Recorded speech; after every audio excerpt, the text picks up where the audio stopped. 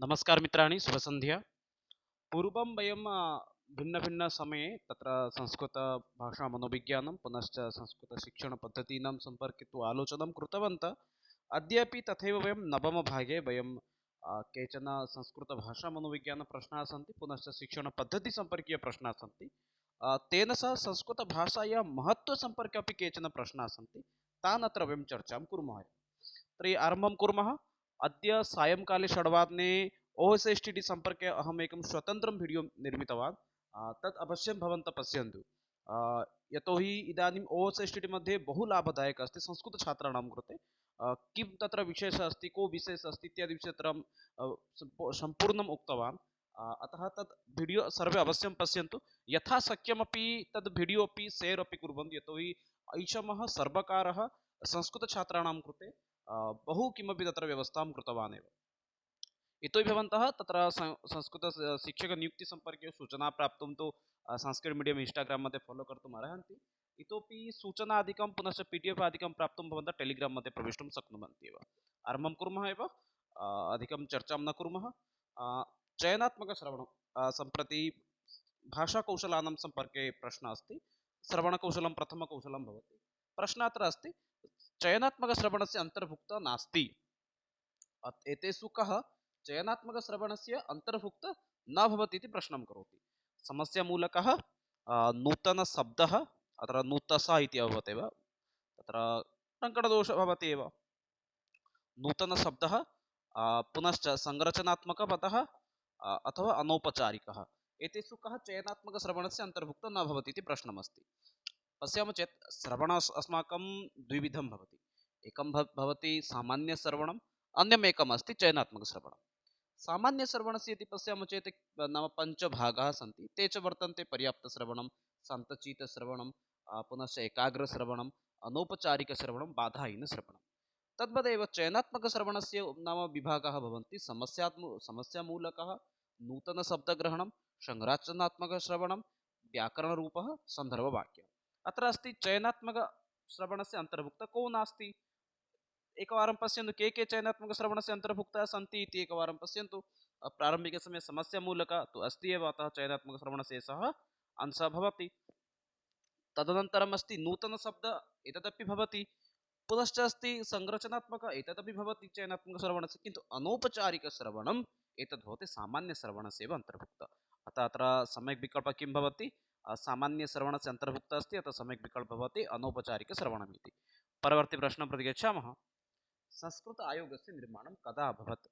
संस्कृतभाषायाः विकासार्थं केन्द्रसर्वकारेण संस्कृतभाषा आयोगं निर्माणं करोति। किमर्थम् इत्युक्ते प्रत्येकभाषायाः विकासार्थम् अस्माकं प्रदेशे अस्माकं देशे क्षम्यताम् अस्माकं देशे ये केपि प्रादेशिकभाषाः सन्ति, प्रादेशिकभाषाः कस्यचित् प्रदेशस्य भाषा अस्ति, किन्तु संस्कृतं कस्यपि प्रदेशस्य भाषा नास्ति।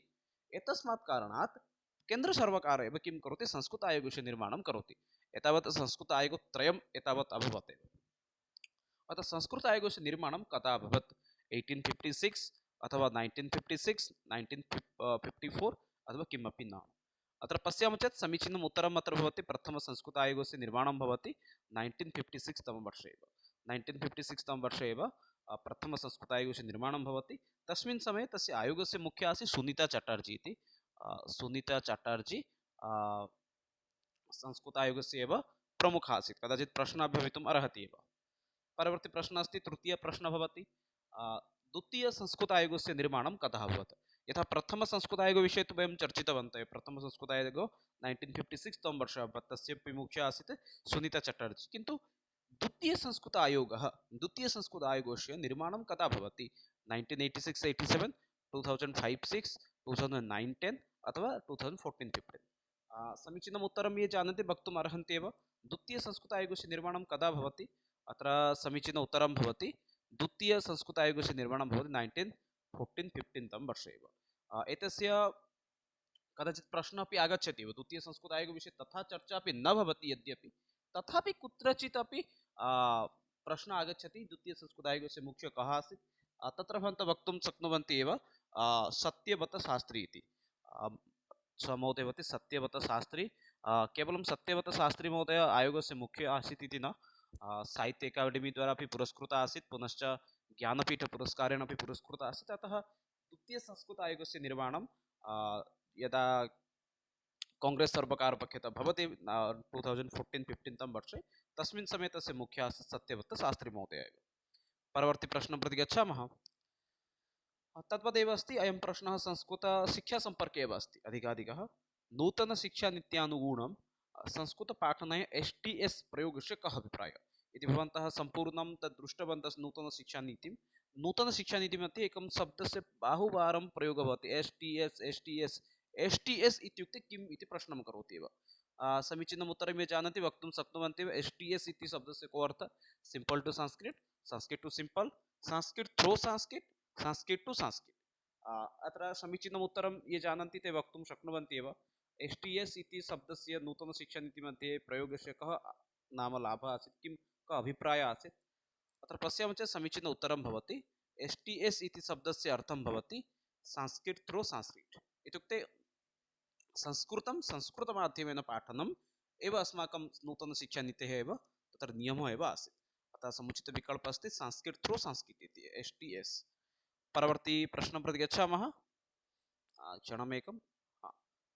तद्वदेव परवर्ती प्रश्नः पुनश्च भवति नूतनशिक्षानीत्यनुगुणं संस्कृतपाठनस्य SCS प्रयोगस्य कः अभिप्रायः। यथा STS वयं दृष्टवन्तः। STS किम् आसीत् तत्र संस्कृत थ्रो संस्कृत, संस्कृतं संस्कृतमाध्यमेन पाठनीयम् इति नियमः आसीत्। तदनन्तरम् एव शिक्षकाणां प्रशिक्षणं प्रचलति एव, पाठ्यपुस्तकानां निर्माणं प्रचलति, परीक्षाव्यवस्था एवं परिवर्तनं भवति। तदनुगुणम् अत्र किं प्रश्नं करोति, कः प्रश्नः करोति STS इति शब्दस्य कः अभिप्रायः इति। नूतनशिक्षानीति अनुगुणं संस्कृतपाठनाय SCS इति प्रयोगस्य कः अभिप्रायः। Staff selection commission of Sanskrit, simple standard Sanskrit, simple selection Sanskrit, Sanskrit selection commission. सम्यक् उत्तरं ये जानन्ति वक्तुम् अर्हन्ति एव। SSC इति शब्दस्य अत्र कः अभिप्रायः इति। अत्र SSC इति शब्दस्य अर्थं भवति सिंपल स्टैंडर्ड संस्कृत अर्थात् सरलं व्यवहारयुक्तं संस्कृतस्य प्रयोगार्थं तत्रैव चर्चा भवति एव। नूतनशिक्षानीतिमध्ये सरलं पुनश्च व्यवहारयुक्तं संस्कृतस्य निर्माणार्थम् अत्र अधिकाधिका चर्चा भवति सिंपल स्टैंडर्ड संस्कृत इति। परवर्ती समये परवर्ती प्रश्नं प्रति गच्छामः। परवर्ती प्रश्नः अस्ति अनुवाद मुख्यतः कतिविधः इति। अनुवादसम्पर्के अहं स्वतन्त्रं वीडियो अपि निर्मितवान्। यदि सम्भाव्यस्थाने यदि भवन्तः इच्छन्ति चेत् पश्यन्तु, यतोहि अनुवादसम्पर्के बहूनां संशयः भवति। अनुवादः मुख्यतः कतिविधः, कुत्रचित् चतुर्विधं लिखितं भवति, कुत्र त्रिविधं भवति। अहं तु बहुवारमपि द्विविधम् इति उक्तवान्। एतस्मिन् विषये द्विविधम् अथवा चतुर्विधम् एतस्मिन् विषये अपि अहं स्पष्टतां कृतवान् एव। प्रश्नः अत्र अस्ति अनुवादः मुख्यतः कतिविधम् इति। समीचीनम् उत्तरं ये जानन्ति वक्तुम् अर्हन्ति एव। अनुवादः मुख्यतः कतिविधं भवति पश्यामः चेत् अनुवादः अस्माकं मुख्यतः द्विविधं भवति एव। अत्र सम्यक् विकल्पम् एकं स्मरणे स्थापयन्तु। अनुवादः मुख्यतः द्विविधम् अस्ति। एकं भवति किम् आख्यरिक अनुवादः, द्वितीयम् अस्ति अनुकृति इति। एतत् मम कथनस्य द्विविधम् इति कथनस्य अभिप्रायः एवं भवति। एतद् अस्माकं यत् संस्कृतभाषाशिक्षण शिक्षादानपद्धतिः सर्वकारपक्षतः आगच्छति, ओडिया सर्वकारपक्षे, तत्र 100 पृष्ठसङ्ख्या अस्ति। तत्र सम्यक् रूपेण उल्लिखितः अस्ति यत् अनुवादः द्विविधम् इति। एकम् आख्यरिक एवं तत्र साक्षात् नाम उल्लिखितः एव अस्ति। अतः एतद् अस्माकं सर्वदा ग्रहणीयं भवति। अन्यथा किं भवति, यदि भिन्नभिन्नपुस्तकेषु यत् किमपि लिखितं भवति, कदाचित् यदा तद्वयं यदि चैलेंज कुर्मः तस्मिन् समये ते न स्वीकुर्वन्ति। अतः अनुवादः मुख्यतः कतिविधम् इति प्रश्नः आगच्छति चेत् तत्र भवन्तः लिखितुं शक्नुवन्ति। अनुवादः मुख्यतः द्विविधम्, एकमस्ति आख्यरिक अनुवादः, अन्यम् एकं भवति अनुकृति इति। आख्यरिक इत्युक्ते अक्षरं दृष्ट्वा एव लेखनं, तत्र यथा अक्षरम् अस्ति तस्य अनुकरणं कृत्वा साक्षात् लेखनीयं, तद् अस्ति आख्यरिक इति। यत्र यथा वर्णनम् अस्ति अत्र तथैव। अनुकृति इति तत्र सामान्य परिवर्तनं कृत्वा अनुवादः करणीयम् एव। अस्तु, अग्रे गच्छामः परवर्ती प्रश्नं प्रति। यदि कक्षायां कश्चित् छात्रः उत्तरं वक्तुं समर्थो न भवति तदा अध्यापकः किं कुर्यात्। नाम भाषा मनोविज्ञानसम्पर्कात् अस्ति। यदि भवान् एकः शिक्षकः, भवतः कक्षायां यदि कश्चन छात्रः उत्तरं वक्तुं समर्थो न भवति तस्मिन् समये मम दायित्वं किम् इति प्रश्नं करोति एव। पश्यामः चेत् तत्र समुचितविकल्पः भवति। यदि कक्षायां कश्चित् छात्रः अस्ति, सः यदि उत्तरं वक्तुं समर्थो न भवति तस्मिन् स्थाने मम दायित्वं किं, नाम अहं तत् उत्तरस्य न कथनस्य कारणं किं ज्ञातुम् अहं प्रयासं करिष्यामि। स उत्तरं न वदति अतः अहं स्वयम् उत्तरं न वदिष्यामि। स उत्तरं न उक्तवान् अतः तस्मै शारीरिकदण्डमपि न दातव्यं। अन्यान् छात्रान् साक्षात् उत्तरं वक्तुमपि अस्माकं न वक्तव्यं, तस्य उत्तरं न कथनस्य कारणं किमस्ति तदेव अस्माकं प्रारम्भिकसमये ज्ञातव्यमेव। अतः सम्यक् विकल्पत्र किमस्ति, छात्रस्य अनुत्तरस्य कारणम् अस्माकं प्रारम्भिकसमये ज्ञातव्यमेव। अस्तु, परवर्ती प्रश्नं प्रति गच्छामः। शिक्षायाः प्रमुखाः अङ्गाः के? अत्र प्रश्नम् एकवारं पश्यन्तु। एतादृशप्रश्नं पूर्वम् अहम् एकम् अर्थात् ह्यस्तन सायङ्काले अहं स्थापितवान् आसम्। शिक्षायाः प्रमुखाः अङ्गाः के? पाठ्यक्रमः, शिक्षकः, विद्यार्थी, सर्वे। शिक्षायाः के प्रमुख अङ्गाः सन्ति इति प्रश्नं करोति एव। पाठ्यक्रमः भवितुमर्हति, अथवा शिक्षकः, अथवा विद्यार्थी, अथवा सर्वे। पश्यामः चेत् अत्र समुचितविकल्पः भवति शिक्षायाः प्रमुख अङ्गः भवति पाठ्यक्रमः भवितुमर्हति, शिक्षकः भवितुमर्हति, विद्यार्थी भवितुमर्हति। अतः सम्यक् विकल्पः सर्वे इति भवति। यदि तत्र सर्वे इति स्थाने यदि अन्य कमपि भवति चेत् तस्मिन् स्थाने वयं पाठ्यक्रमः इति चेतुं शक्नुमः एव। किन्तु यतोहि अत्र सर्वे सन्ति एव, शिक्षा प्रमुख अङ्गः इति पुनश्च प्रश्नं करोति के इति बहुवचनं प्रश्नः अस्ति, अतः तदनुगुणम् अत्र सम्यक् विकल्पः किं भवति, सर्वे इति एव भवन्ति। इमे सर्वे एव शिक्षायाः केचन अङ्गाः सन्ति एव। परवर्ती नवम प्रश्न पश्यन्तु। आगमनविधेः प्रयोगः भवति। आगमनविधेः प्रयोगः अधिकाधिकं कुत्र भवति? भाषाशिक्षणे, इतिहासशिक्षणे, व्याकरणशिक्षणे, काव्यशिक्षणे। इतिहासशिक्षणे का पद्धतिः अथवा का पद्धतिः प्रचलति तस्मिन् विषये तु मम तथा ज्ञानं नास्ति। काव्यशिक्षणे तु अन्वयपद्धतिः, भाषाशिक्षणे अधिकाधिकम् अस्माकं प्रत्यक्षपद्धतिं नाम परिचालयितुं शक्नुमः एव। किन्तु व्याकरणशिक्षणे एव आगमनपद्धतिः प्रचलति एव। आगमनपद्धतेः एव अन्य एकं नाम अस्ति आरोहपद्धतिः इति। एतस्य अन्य एकं नाम भवति आरोहपद्धतिः। पूर्वं यत् स्क्रीन् आसीत् मध्ये सत्रद्वयं स्वीकृत्य तत्र लेखने क्लेशः आसीत्, तत्र स्क्रीन् इदानीं परिवर्तितम्। अतः अत्र सम्यक् लेखनं भवति, अत्रापि लेखनद्वारापि सम्यक् सर्वेषां दर्शनं भवति इति चिन्तयामि। आगमनविधेः अन्य नाम अस्ति आरोहपद्धतिः इति। तद्वदेव आगमनविधेः वैकल्पिकविधिः भवति एव। वैकल्पिक इति वक्तुं न शक्नुमः, तस्य विपरीतविधिः भवति निगमनविधिः इति। निगमनविधेः अन्य एकं नाम भवति अवरोहविधिः। अस्तु, आगमनविधिद्वारा कस्य पाठनं भवति इत्युक्ते तत्र व्याकरणशिक्षादानं प्रचलति। आगमनविधिसम्पर्के अहं स्वतन्त्रं रूपेण एकं वीडियो निर्मितवान्, तद् भवन्तः अपि द्रष्टुं शक्नुवन्ति एव। परवर्ती प्रश्नः अस्ति। अयं प्रश्नः तु अहं बहुवारं पृष्टवान् एव, न बहुत्र स्थापितवान् एव, अतः उत्तराणि भवन्तः स्वयमेव वदन्तु। भवतः मते शिक्षायाः कस्य क्षेत्रस्य समस्या सर्वत्र महत्त्वपूर्णा भवति? प्राथमिकक्षेत्रस्य, उच्चशिक्षाक्षेत्रस्य, माध्यमिकक्षेत्रस्य, तकनीकिक्षेत्रस्य। नाम कुत्र शिक्षायाः समस्या अधिकाधिका अस्ति एव, तस्य समाधानम् अपि अस्माकं सर्वदा करणीयं। तत्र सम्यक् विकल्पः भवति प्राथमिकस्तरे। यदि प्राथमिकस्तरे अस्माकं शिक्षाव्यवस्था सम्यक् नास्ति तर्हि उच्चमाध्यमिकक्षेत्रे अपि शिक्षायाः व्यवस्था सम्यक् न भवति। प्राथमिकस्तरे न भवति, माध्यमिकस्तरे अपि शिक्षायाः व्यवस्था सुदृढा न भवति। माध्यमिकस्तरे न भवति चेत् उच्चमाध्यमिकस्तरे अपि समस्या भवति। अतः अन्तिमे गत्वापि सा शिक्षा अथवा तस्य शिक्षायाः ये छात्रः तत्र शिक्षाग्रहणं कृतवान् तस्यापि लाभदायकशिक्षा न भवति। अतः सम्यक् विकल्पः प्राथमिकशिक्षा इति भवति एव। परवर्ती प्रश्नः अस्ति। विद्यालये शिक्षकात् शिशुगीतानि, अभिनयगीतानि, विभिन्नाः कथाः, श्लोकात् छात्राणां किं ज्ञानं वर्धयति? शून्यस्थाने एवं लघु अभवत् एव, शून्यस्थानं विशालं भवेत् एव।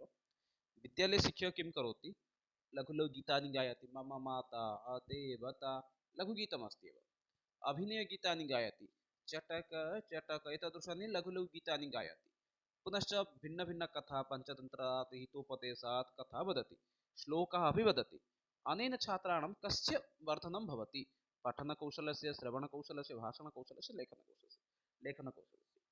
पश्यामः चेत् अत्र यदि सम्यक् उत्तरं भवति, यतोहि शिक्षकः वदति अतः छात्राणां श्रवणकौशलस्य विकासः भवति एव। अतः समुचितविकल्पः अत्र किं भवति? श्रवणकौशलस्य इति। नाम श्रवणं भवति छात्रस्य, अतः श्रवणकौशलम् इति वक्तुं शक्नुमः एव। परवर्ती प्रश्नः अस्ति। विदेशीयभाषाणाम् अध्यापनाय कुत्र व्याकरण अनुवादपद्धतिः समुद्धृता? प्रारम्भिकसमये कुत्र व्याकरण अनुवादपद्धत्याः आरम्भः भवति इति अत्र प्रश्नं करोति। यूरोपीयदेशेषु, अमेरिकायां, भारते, उत्कले। प्रारम्भिकसमये व्याकरण अनुवादपद्धतिः यदि प्रारम्भः भवति तस्य कारणं भवति यूरोपीयदेशे। यूरोपीयदेशे एव प्रारम्भिकसमये व्याकरण अनुवादपद्धतेः प्रारम्भः भवति। परवर्ती समये सा पद्धतिः भारतम् आगच्छति। भारतम् आगच्छति, तस्य नामपि परिवर्तनं भवति, भण्डारकरपद्धतिः इति। तस्य कारणं किम् अस्ति? नाम मेकाल् भारते मेकाल् शिक्षा यदा प्रारम्भ प्रचलति, मेकाल् शिक्षा आरम्भः यदा भवति तस्मिन् समये एव किं भवति, भारते अनुवादशिक्षा यः आरम्भः भवति, नाम तत्र डाक्टर् गोपालकृष्ण भण्डारकर महोदय एव भारते व्याकरण अनुवादपद्धतिः आरम्भः करोति, अतः तस्य नाम्ना एव भवति व्याकरण अनुवादपद्धतिः। परवर्ती प्रश्नः अस्ति, खण्डान्वयपद्धत्यां कर्तृपदसम्बन्धान् पदान् अन्वेषणाय कः प्रश्नः समीचीनं भवति इति प्रश्नं करोति एव। व्याकरण खण्डान्वयपद्धतिः तु भवन्तः जानन्ति एव, खण्डान्वयपद्धतिः नाम अत्र अस्माकं अन्वयपद्धतिं पद्यपाठनाय एव चलति किं, खण्डान्वयपद्धतिः पुनश्च दण्डान्वयपद्धतिः। दण्डान्वयपद्धत्यां किं भवति, सम्पूर्णं काव्यं गद्यरूपेण वक्तव्यं, यत् खण्डान्वयपद्धत्यां किं भवति, तत्र प्रश्नोत्तरमाध्यमेन प्रचलति। अतः अत्र प्रश्नं करोति, खण्डान्वयपद्धत्यां कर्तृपद, एतत् स्मरणे स्थापयन्तु, कर्तृपदस्य अन्वेषणार्थं कः प्रश्नः समीचीनः अस्ति, कः पठति, किं पठति, कुत्र पठति, कदा गमिष्यति। समीचीनम् उत्तरं किं भवति, अत्र भवन्तः वक्तुं शक्नुवन्ति एव, अत्र सम्यक् विकल्पः भवति कः पठति इति। किम् इति कथनेन अत्र कर्मपदस्य आगमनं भवति एव। कुत्र इति पृच्छामः चेत् सप्तमविभक्तियुक्तप्रथमः अस्ति, कस्मिन् स्थाने, कदापि समये इति भवति, किन्तु कः पठति इति प्रश्नकरणेन तत्र कर्तृपदस्य एव स्वयमेव उत्तरं तत्र आगच्छति, कर्तृपदम् अत्र किम् अस्ति तदेव आगच्छति एव। परवर्ती प्रश्नं प्रति गच्छामः। 14 प्रश्नः अस्ति, तत्सत्त्वे तत्सत्त्वं, तत्सत्त्वे तत्सत्त्वम्, एतत् किम् अस्ति इत्युक्ते एतत् भवति अन्वयः इति। परवर्ती प्रश्नः पश्यन्तु, कविभिः काव्यस्य परिभाषा लक्षणानि च उक्तानि, अधस्तनेषु असमीचीनं निरूपयत। वाक्यं रसात्मकं काव्यं, रीतिरात्मकाव्यस्य अत्र सन्धिः भवति, रीतिः आत्मकाव्यस्य इति। अपादः पदसन्तानः काव्यम् आख्यायिका कथा, रमणीयार्थं प्रातिपादिकशब्दः काव्यम्। अत्र पश्यन्तु, कविता सन्दर्भे वाक्यत्रयम् उल्लिखितम् अस्ति पद्यसम्पर्के, एकमस्ति वाक्यं रसात्मकं काव्यं, रीतियात्मकाव्यस्य, पुनश्च रमणीयार्थं प्रतिपादिकः शब्दं काव्यम् इति। अतः अत्र काव्यस्य लक्षण अथवा परिभाषानुगुणम् एतत् त्रयं सम्यक् भवति, अतः अत्र सम्यक् उत्तरं भवति, एतद् गद्यसम्पर्कः अस्ति, अपादः पदसन्तानः काव्यम् आख्यायिका कथा, अतः सम्यक् विकल्पः अत्र सी विकल्पः भवति एव। परवर्ती प्रश्नः अस्ति, कस्मिन् विज्ञाने योग्यता आकाङ्क्षा आसक्तीनां निरूपणं क्रियते? ध्वनिविज्ञाने, वाक्यविज्ञाने, पदविज्ञाने, अर्थविज्ञाने। कस्मिन् विज्ञाने किं भवति, वाक्यस्य योग्यता, अत्र वाक्यम् इति अहं त्यक्तवान् एव, तत्र टङ्कणदोषे एव। कस्मिन् विज्ञाने वाक्यस्य योग्यता, आकाङ्क्षा, आसक्ति इत्यादीनां विषये निरूपणं भवति। ध्वनिविज्ञाने एतत् न भवति, यतो एतत् ध्वनिः केवलं श्रवणयुक्तम् अस्ति, अतः सम्यक् विकल्पः तत्र किं भवति, वाक्यविज्ञाने इति। वाक्यस्य आकाङ्क्षा भवति, वाक्यस्य योग्यता भवति, यथा हस्ति उड्डयति, अत्र वाक्यस्य आकाङ्क्षा एव नास्ति, अतः वाक्यविज्ञाने एव एतत् योग्यता आकाङ्क्षा आसक्ति इत्यादीनाम् एव निरूपणं भवति। अतः पदविज्ञानमिति अशुद्धम् अस्ति, अर्थविज्ञानमिति अपि अशुद्धं भवति, अतः सम्यक् विकल्पः किम् अस्ति, वाक्यविज्ञाने इति। परवर्ती प्रश्नः पश्यन्तु, केन विचारग्रहणं भवति? विचारग्रहणं निमित्तं विकल्पान् पश्यन्तु, विचारग्रहणनिमित्तं किं भवति, भागद्वयं भवति, एकं भवति श्रवणम्, अन्यम् एकमस्ति पठनम्। अतः पठनेन अथवा पाठनेन, लेखनेन अथवा लेखनं, विचार अभिव्यक्तिनिमित्तं भाषणं लेखनं भवति, विचारग्रहणार्थं पठनं श्रवणं भवति। अत्र प्रश्नं करोति, केन विचारग्रहणं भवति? पठनेन, पाठनं, लेखनेन लेखनम् इति। पश्यामः चेत् अत्र समुचितविकल्पः भवति पठनम् इति। पठनेन किं भवति, क्षम्यतां, पठनेन किं भवति, विचारग्रहणं भवति, पाठनेन न, पाठनेन विचार अभिव्यक्ति भवति, एतद् अवगच्छन्तु एव, पाठनेन विचार अभिव्यक्ति भवति, किन्तु विचाराणां ग्रहणं कुत्र भवति, न पठनेन एव। स्वयं यदा सः पठति तदा सः विचारग्रहणं करोति, पाठनेन न भवति इति न, पाठनद्वारा अपि बुद्धेः विकासः भवति, ज्ञानस्य वर्धनं भवति, पाठनद्वारा अपि विचारग्रहणं भवति, किन्तु पठनद्वारा अधिकविचारग्रहणं भवति। परवर्ती 18 प्रश्नं पश्यामः, व्याघ्री यथा हरेत् पुत्रान् द्रष्टाभ्यां न च पीडयेत्, एतद् अनुसारं छात्राणां ज्ञानं वर्धयेत्। श्रवणं, पठनं, भाषणं, लेखनं।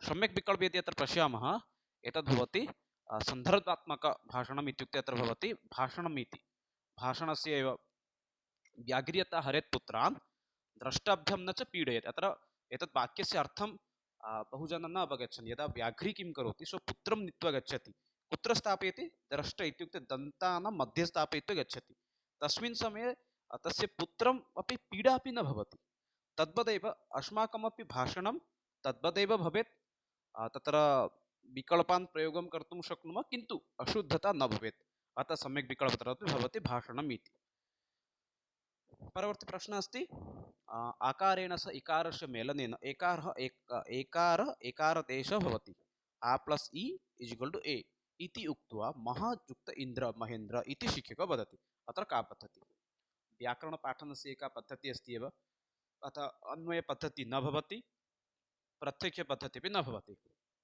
अतः सम्यक् विकल्पः किं भवितुमर्हति आरोह अथवा अवरोह पश्यामः चेत् सम्यक् विकल्पः अत्र किं भवति अवरोह पद्धतिः इति यतोहि किं भवति अवरोह पद्धत्यां प्रारम्भिकसमये सूत्रम् आगच्छति अत्र तद्वदेव अस्ति प्रारम्भिकसमये सूत्रस्य अर्थम् अत्र वदति आकारेण स इकारस्य मेलनम् एकार आदेशः भवति तत् सूत्रस्य परिभाषा भवति अनन्तरं तत्र पुनः आ प्लस् इ इति वदति अनन्तरं महा प्लस् इन्द्र महेन्द्र इति वदति एतद् उदाहरणमस्ति महा प्लस् इन्द्र उदाहरणं यदि प्रारम्भे आगच्छति तद् भवति आरोह पद्धतिः इति अतः अत्र सम्यक् विकल्पः किं भवति अवरोह पद्धतिः इति समुचितविकल्पः अवरोह पद्धतिः भवति एव परवर्ती प्रश्नः अस्ति हर्वट् महोदयानां पाठ्ययोजनायाः निर्माणे पञ्चसोपानानि स्थिरीकृतानि कः तस्य योजनायाः अन्तर्गतं न भवति इत्युक्ते अत्र हर्वटीय महोदयस्य पाठ्ययोजनायाः अन्तर्भुक्तः कः नास्ति प्रस्तावना अथवा प्रस्तुतीकरणं तुलना अमूर्तीकरणं सामान्यीकरणम् अथवा प्रयोगः अनुप्रयोगः पश्यामः चेत् अत्र सम्यक् विकल्पः भवति एव